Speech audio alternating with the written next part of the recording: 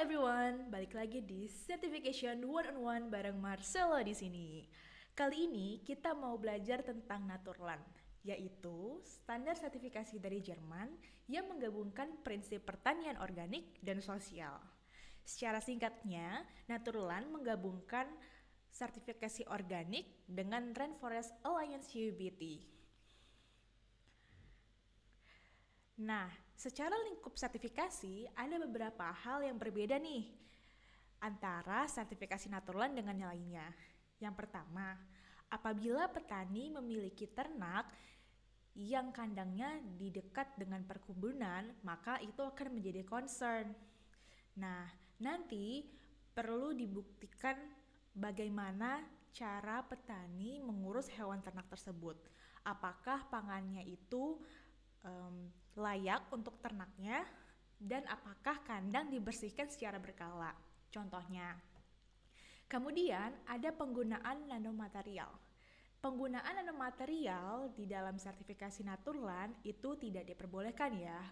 Lalu contohnya apa? Contohnya aplikasi wax pada apel agar tahan lama pada saat proses transportasi. Nah, umumnya nanomaterial ini dilapiskan langsung ke produk. Jadinya untuk produk-produk Naturland itu tidak diperbolehkan. Poin lainnya, penggunaan bioenergi pada budidaya produk yang bersertifikasi Naturland itu dianjurkan. Contohnya, pengembangan produksi biogas berbahan dasar kompos di kebun.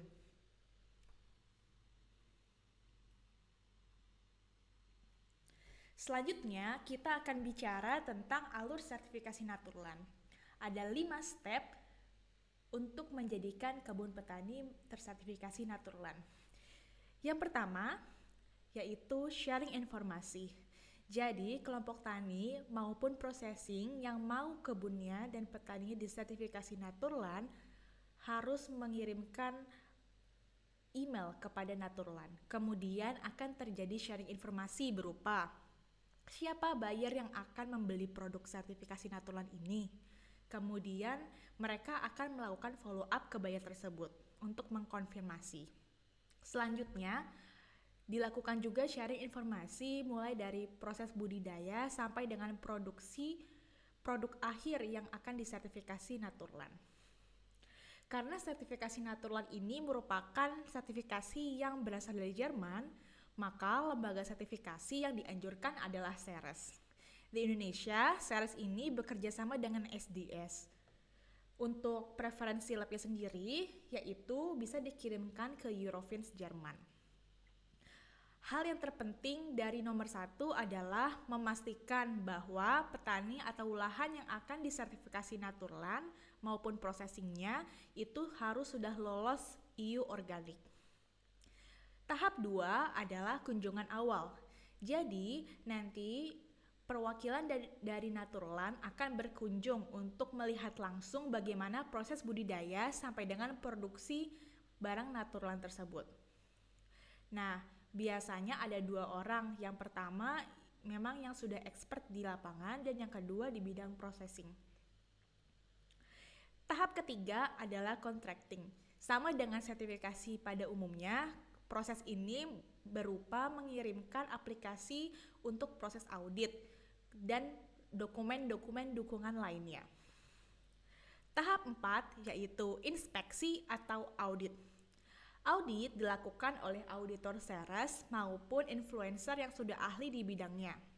Setelah proses inspeksi akan dilakukan evaluasi temuan. Proses setelah audit sampai dengan mendapatkan sertifikasi itu sekitar 1-2 bulan. Nah, audit ini dilakukan setiap tahun plus ada 1 unannounced audit.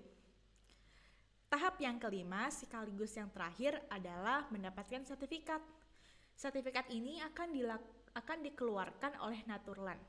Pembaharuan sertifikat dilakukan setiap tahun. Setiap tahunnya baik kelompok tani dan juga processing yang melakukan ekspor itu juga perlu membayarkan lisensi tergantung dari berapa jumlah produk Naturland yang dijual dalam 1 tahun. Nah, ada yang berbeda dari sertifikasi Naturland dengan lainnya. terkait dengan ketentuan sampel. Untuk sertifikasi Naturland, sampel yang diambil yaitu minimum 2% dari jumlah petani Naturland. Nah, petani Naturland ini adalah petani yang lolos EU organik namun tidak menjadi sampel pada saat audit organik. Perlu diketahui juga bahwa mixing sampel untuk sertifikasi Naturland dilakukan di laboratorium, bukan di lapangan. Satu komposit terdiri dari 5 sampel.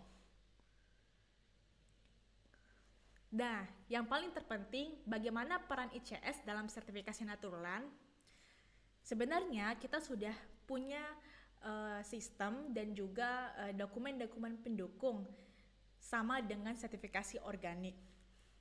Nah, diantaranya ada dokumen-dokumen terkait dengan data petani, kemudian lahan. Lalu setiap tahunnya ICS maupun bekerja di unit processing perlu diberikan training terkait sertifikasi Naturland. Kontrak petani juga wajib untuk dilampirkan. Dan yang paling terpenting adalah memastikan pembagian pekerjaan di antara satu ICS dan ICS lainnya dilakukan secara merata. Nah, kita sudah sampai di penghujung penjelasan tentang sertifikasi Naturland. Apabila teman-teman punya pertanyaan, silahkan untuk mencantumkan pertanyaannya di kolom log note ya. Sampai jumpa di pembelajaran selanjutnya.